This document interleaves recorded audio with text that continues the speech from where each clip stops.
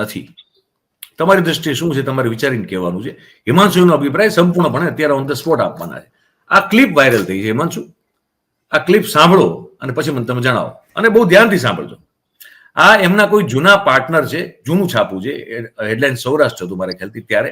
એના જે 4 કે 5 પાર્ટનરો હતા એમાંથી એક ભાઈ જે છે એ જગદીશભાઈ સાથે વાત કરતા હોય. હવે આ સાચી છે ખોટી છે અમે આની પુષ્ટિ કરતા નથી, પણ બધી જગ્યાએ ચાલી રહી છે અને એવું કહેવામાં આવે છે કે આ એમની જ છે.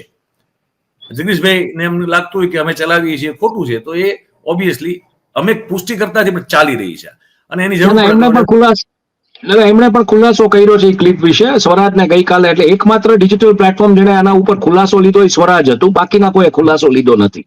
બધા સીધી ચલાવી દીધી છે. એમની છે કે સાચી છે? એ માને છે ના, એ સ્વીકારે છે, આ વાત થઈ છે ને એનું એને એક્સપ્લેનેશન આપેલું છે. તો આપણે અત્યારે પેલા ક્લિપ ચલાવીએ, સાંભળજો. બિલકુલ. અરે બોલો, જય શ્રી કૃષ્ણ. જય શ્રી કૃષ્ણ. જય શ્રી કૃષ્ણ. બોલો બોલો.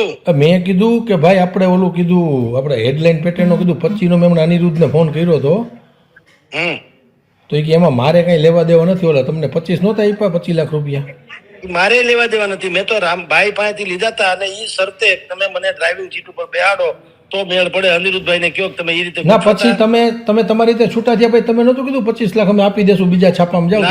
ના